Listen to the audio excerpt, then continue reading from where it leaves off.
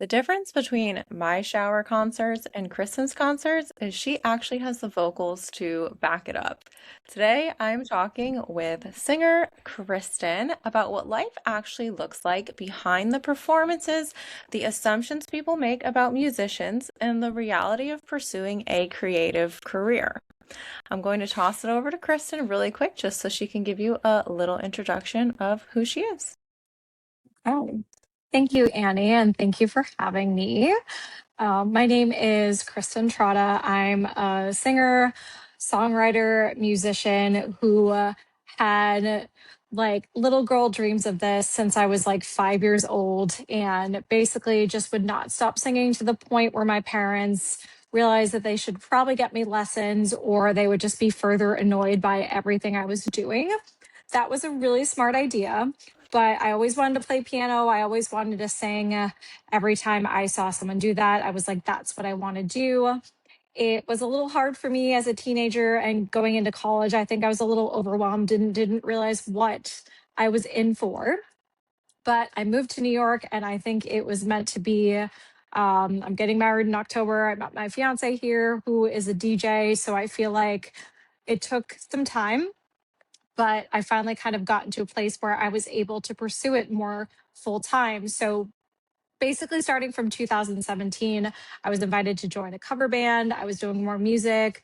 I started writing music based on my ex boyfriend, who was a terrible boyfriend, but really inspired me to write some great songs that my dad actually plays saxophone on. And then from 2020 on, when I kind of left my day job, I started just kind of pushing to do it more full time. And it definitely takes some time. I feel like people have assumptions when it comes to that, where you either make it or you don't. But in this business, you can actually be successful. You're just not famous. And I realize more and more that I just want to be successful, not necessarily famous. So, flash forward to now, I do music full time. I also do watch animals because I think it's fun. So sometimes, if you're one of my students, you'll see me on a Zoom call with like two cats in the background saying hi to you. And I couldn't be happier in terms of what I do now. Just a friendly reminder, I'm not a therapist, psychologist, or expert in human behavior. This is a judgment-free assumption checking zone. Take what resonates and leave the rest. I love that for you. And that's Mhm. like, I just learned so much about you, even in that little Mhm. introduction there. So that's so cool. I love you said that your dad plays saxophone on some of your songs. That's so cool. Yes, yes. He was very, very nervous. He was a full time engineer, so he didn't really go into music, and it was something he loved, but he didn't end up actually doing it. So he was very nervous. He hadn't practiced, but I basically just made him do it. He did like a really awesome solo, like when I came to visit him for Thanksgiving, and basically just told him, okay, this is your solo, and added it to the album. And he learned to love it. But yeah, he has been playing since he was younger. He played with some jazz artists. He actually played a lot with jazz artists, like more full time when he was 12 than he does now. And he wasn't sure about the lifestyle. So he ended up becoming an engineer. That is so interesting. Very, very Mhm. cool. You never Yeah. know sometimes when you meet people, Yeah, like what they've done in their life. That's very cool. When definitely. did you realize that singing was more than just a hobby? Was there a specific moment or more like of a gradual change?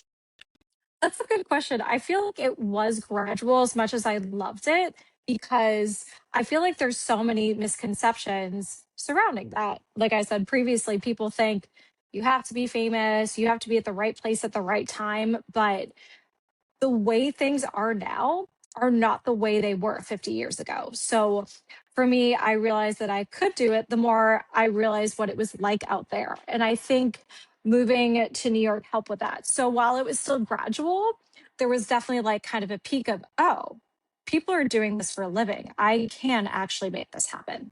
Very cool. Who were some of your biggest musical influences growing up? So I feel like it's very convoluted, because if I like a song, then I'm just like, yes, this is me. But if you listen to my playlist, it's like all over the place, to the point where like if you hit shuffle, people will be like, I don't know what's going on with you. Um, But I will say, like, I loved 60s music growing up because my parents had a playlist that they would play in the car and road trips. So there's a lot of stuff in there. Sam Cooke, for example, Aretha Franklin was a really big influence for me. And I realized more that I loved soul music and I loved powerhouse singers. So that grew into Whitney Houston, Etta James, Mariah Carey, Alicia Keys, because she sang and played piano. And those were some of the biggest influences for me. Those are some incredible names that you just threw out there. Like, that is not playing around. I love that for you. If you could think back to your first performance, whether it was, when you were younger or maybe your first professional performance, what what was that like? Take us through that. Like, I've only done dance performances. I would never get up there and open my mouth with a microphone other than talking. Girl, I'm like the opposite. I took dance, but dance was never my forte.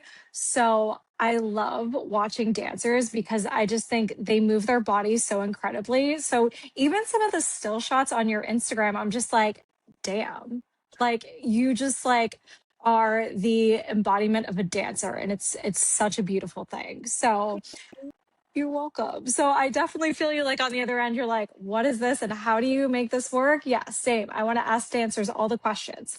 Um, when it comes to singing, and now I'm forgetting the question because I'm talking I'm talking about Take your us to your dance. first performance.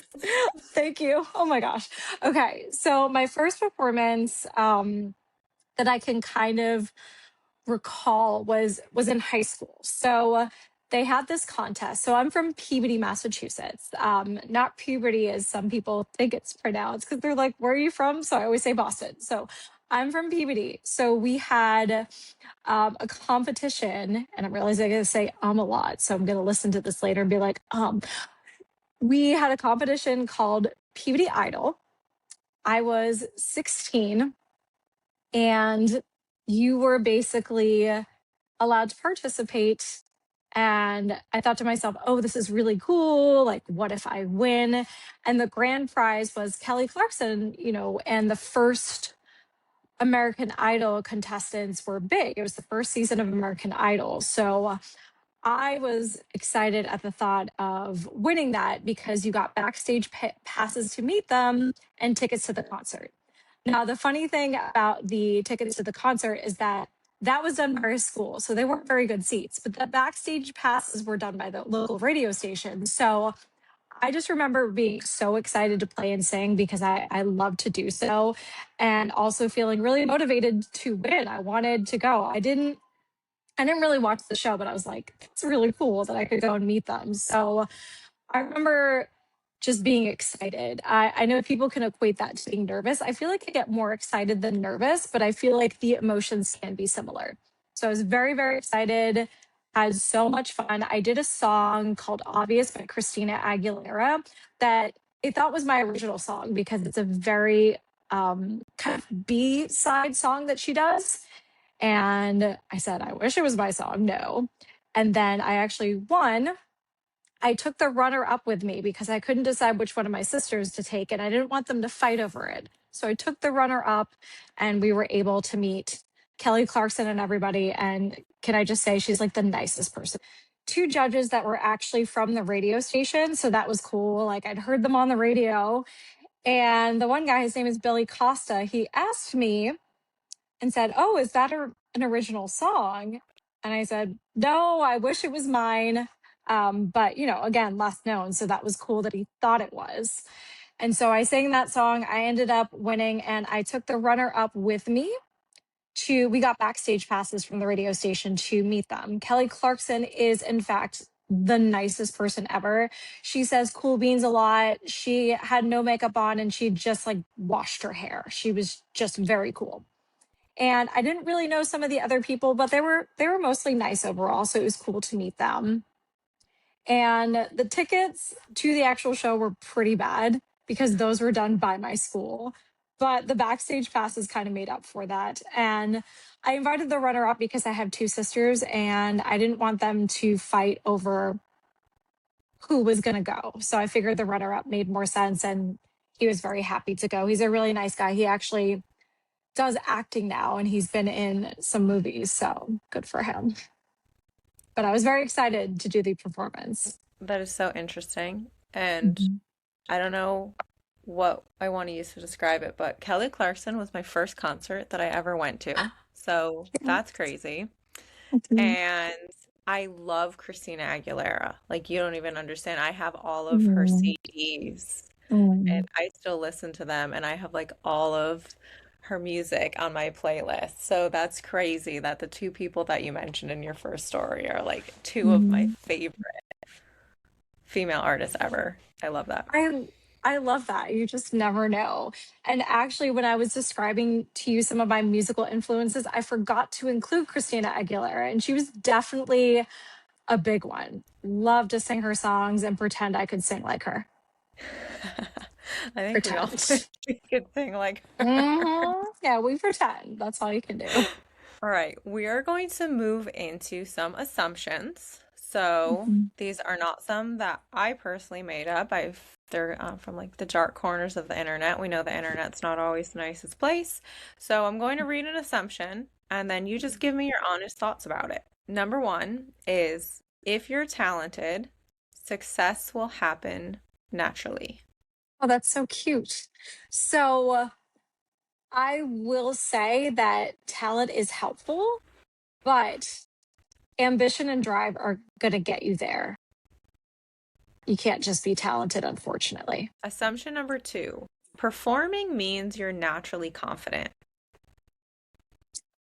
That is definitely a big assumption because most performers I find are actually not as confident, quiet, and people will be surprised at what they hear from them when they sing. I'm definitely one of those people. I feel like if I could sing everything, I would be so comfortable having conversations with people. But in everyday life, I'm a super introvert and I love my introverted bubble. And I feel like my fiance can be quiet as well, except obviously when you're around your people. But yeah, just naturally quiet, but comes alive when he DJs, that's for sure. I feel like that's so true though. When you're around your people, I feel like those moments don't really count. 'Cause those are your people. They And don't. Yeah, I think everyone else exactly. kind of naturally, you let your guard down when you're with your people. So Yes. I hear you on that. Mhm. Assumption number three, being on stage means you love attention. Definitely the opposite for me. I love when I don't have attention. And I think that's why I gravitated towards, having success in this and not being famous, because I think I would just, obviously, I'm saying this figuratively, just about die if someone was like, Kristen, I'd be like, oh my God, please no. I'm just going to go hide over here. So do I like it when I sing? Yes, because that means I'm putting on a good show and people are entertained. But the rest of the time, I'm good with not having any intention at all. Up next, musicians spend all day making music. Okay. I wish that was the case. And I think some people have that. I have not created a song in a couple of years. And sometimes you get so busy that you can't even practice your instrument, and the practice is your show. But definitely grateful to be busy. So I can't complain there. I feel like this next assumption is going to be relatable for pretty much any career. Rejection means you're not good enough. Oh, yeah. That is definitely relatable for pretty much anything. It definitely never means that. And it just means that was not the right opportunity. And that's all. And your opportunity is out there. And the last one is musicians are always inspired. Definitely not. I want to be inspired. I think it's the same thing as motivation. You have to kind of start for the inspiration to hit you. You have to start for motivation to hit you. It's not always there. I hear you on that. And I mean, I feel that's Mm, relatable as a dancer as well, because when we are yeah. given a piece of music, and sometimes it's music and we're like, oh, this is so easy. And then sometimes Mhm. it's a song and you're like, I don't know what to do with this. And then Yes. we kind of have no choice but to find inspiration from somewhere, whether it's something in the Mhm. song or maybe like a storyline we think of that might match the song. Yes. Because you can still feel it, but it hasn't connected with you yet. If we move into your life behind the microphone, what does a normal day look like for you? Because you obviously, I see on your social media, you're a singer, you're always posting about different events that you're going to be singing at. I'm assuming you don't post all of them, that there's probably more other than what you're posting. So, what does a normal day look like for you, including your career as a musician? So, the first secret I'll let you in on is that when you think singers, sometimes you think, oh, energy, singing all the time, hyped up for the show. No, I'm asleep. I'm asleep, resting my energy, especially the older I get, to make sure that I have the energy for the day. And part of that is I don't drink coffee. I love to sleep at least 10 hours a day.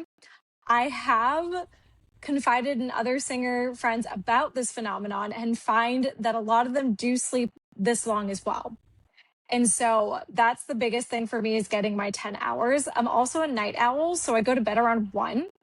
I get up around 11, which my younger self or anyone in the corporate world would be like, you're ridiculous. You have to go to your 9 to 5. I am very grateful that I no longer have a 9 to 5. I don't think it suited me. So I get up around 11. I work out. I have my first meal. And typically, if I have any students, they start a little bit later than that. Most of them are in the evening. So during the week, I teach a lot. And I'm very grateful for my students. I have some really, really great students. So most of them are virtual or come to me. And typically, I'm ending between 7 or 8, snack in between, food. And then I kind of wind down, send lesson plans. So that's weekly. And then on days that I have shows, I pretty much sleep as long as I can. I'm in my pajamas as long as I can be, completely just resting and trying to use as little energy as possible. And then I use all the energy I can, I guess, a bit, and then sleep, eat, sleep, and repeat. And I think one day I'm gonna have to look at your schedule that you post and come in and check out one of your concerts because I think that would be really fun to come and check it out. I would love to meet you in person. Also, I feel like I've met so many amazing people on here. And not that I don't have amazing people in my life, but it's so interesting how you just connect because you have similar things in your profile and, similar mentalities, and how I've basically gotten so many amazing friendships just from social media. So I would love that. I think it'd be so cool to meet you in person. If you're doing any dancing things, I need to know about that too, girl. Let's go. I will share that. I'm still currently looking for a dance Yay. partner, so we'll see. But yes, Yes. absolutely. Mhm. What is the part of performing that you enjoy the most? The singing. Singing just makes me very happy. I can't stop. If one of those artists that I mentioned comes on the radio, I will be singing the full song. And Anthony, my fiance, has just come to love and appreciate that. So he'll just be like, oh, it's Kelly Clarkson. I'm like, I know. I'm going to sing this whole song. That's so fun. Your car must be like a literal concert because mine is one of those where when the music, if it looked like I get interrupted by a phone call, like everybody wishes they weren't in the car because it only sounded good because you could barely hear me and mostly hear the radio. Oh, I think there's something to singing along with your favorite songs, though. Like, even if your voice isn't perfect, like, you're emitting like the essence of that singer and how happy the songs make you. So that in itself is beautiful. Yes, music has, Yes. I think, such a power. And I don't know if, I think part of it is I don't know if the average person understands that because I grew Mhm. up with music. I grew up dancing. I grew up basically in the dance studio. I almost always Mhm. have music playing. So for me, I feel like I've kind of always understood, when you're ready to perform to a song or ready to listen to something, and it gives you kind of like those goosebumps when you hear it. Yes, it And I does. honestly, I don't know if that happens for the average person. I don't know if people Mhm. understand how much power music actually has behind it, or like vocals, or even just some really beautiful instrumentals. Mhm. But music has just, I've always appreciated like how amazing it is. You just have music in your bones. It's such an awesome feeling to have.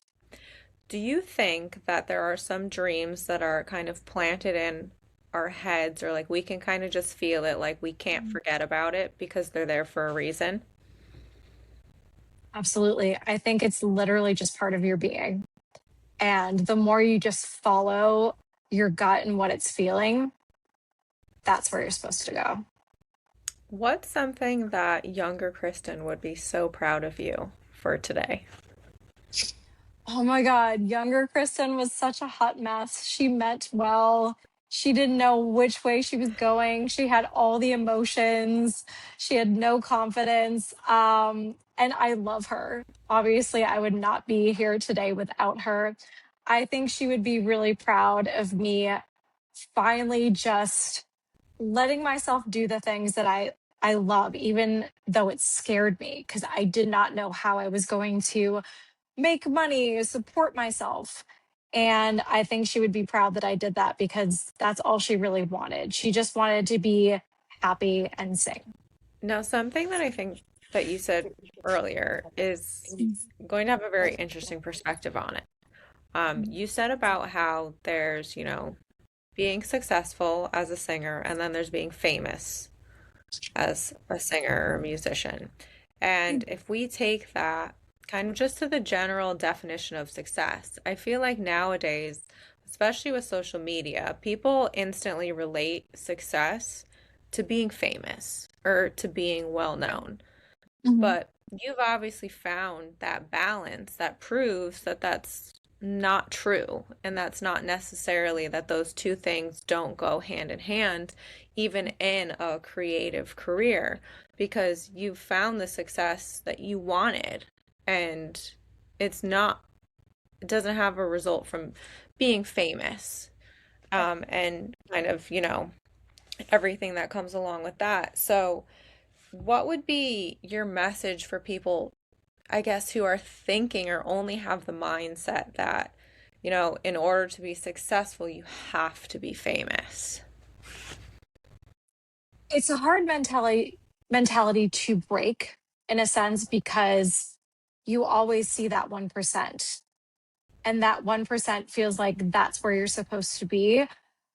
I think it would be nice if it was more shown people like you and me and what we're doing to be successful and how to basically just twist that definition because there is the rest of the world. And I say this to my singers too, like my students, because they hear the 1% and they're like, well, my voice isn't good enough. And I say to them, actually, your voice is great. And the fact that you need to work on your voice is such a normal thing. The 1% are the one who are just like, they're lucky, they're blessed, but you still have a unique gift. So you are still blessed. So I think at the end of the day, the definition of success is what you do that makes you happy and that moves you forward in your career. And it doesn't have to look at being famous. And I think the more people get in tune with what's going to work for them, they'll start to see those alternate versions of success. What's a lesson that music has taught you that applies to your overall life? I think music has taught me to just be really in tune with myself and others. And I think it's taught me a lot of kindness and patience. I think it's just something that makes me so happy and grounded that it helps me in other relationships in my life. What's one thing you wish people understood about pursuing a dream? I think the biggest thing is to have patience because it does take time and work. And no dream happens overnight. So when you see people in those shows that reality TV, things like that, competitions, that is again the 1%. So if you really have that dream and you want to make it happen, you just got to keep pushing at it and understand that it is going to take time and there's going to be obstacles. But when you get uncomfortable, that's when you know you're getting close. I can totally relate to that about being uncomfortable. Oh. Yeah. What do you hope people feel when they hear your music? Good question. So I still just have the one album. I do have more songs that I have worked on. I hope that they feel inspired if music is something that they want to pursue, if something creative is what they want to pursue. And I hope for anyone who is going through a bad situation with a significant other that you can get through it, that it's going to be hard, but that you can get through it and that you do deserve better. Took me a long time to get there. We're going to go into a little rapid fire. This is so people can get to know you and Mm. know that you are a real human, just like all of us. So we're going Yes. to go through and you can just answer like whatever comes to your mind or whatever you're thinking. So, coffee or tea? Tea. Are you a morning person or a night owl? Night owl. Your favorite artist of all time? Christina Aguilera. What's your favorite song to perform? I Want to Dance with Somebody by Whitney Houston. So fun. What's your favorite season? Fall. Beach or mountains? Beach. What is your current obsession? Chocolate. That's a good one. What's your most used emoji? The happy face emoji. One word that describes performing. Happy place. I said happy place. I know that was 2 words. That's okay. It's so good that that totally counts. What is your dream venue to perform at? Dream place to perform. A stadium would be cool. Just any stadium with lots of people. What's one purchase that you'll defend forever? Anything skincare. We love a good skincare purchase. Yes. What's the last song you listened to? Okay. I don't remember, but the song that just sticks out in my mind is Breakaway by Kelly Clarkson. So good. Love that song. I want to say off the top of my head, that's a Viennese waltz. Oh yeah. Yeah, it is. Dun, dun, dun, dun, dun, If you might have to think about this one too. If your life was a song title, what would it be? dun. I laugh because like I thought of like Dazed and Confused, but that's not really right now. Finding Her Way. All right, we are going to wrap it up with just a few final questions. I think something that we've all gotten a good idea of today from you is that a lot of assumptions about performing and musicians and singers, they're not very accurate and they're definitely not the whole story. So, what's one thing you wish people understood about being a musician?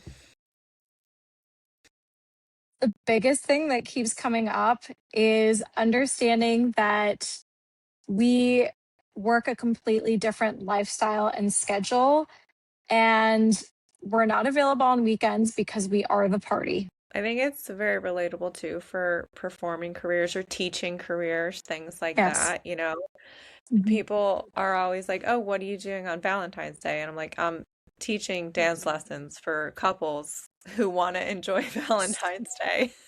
I love that.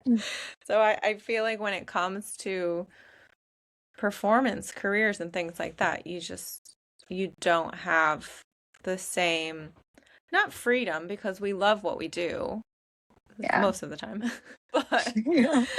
you know, right? So Yes. it's not freedom, but I think it's just we don't have the flexibility that other people have to, enjoy a holiday the same way, or, you know, we see things in a different light, I guess, because of performing and things like that. And you're right, like you are the entertainment on a weekend, so you're Yeah. busy.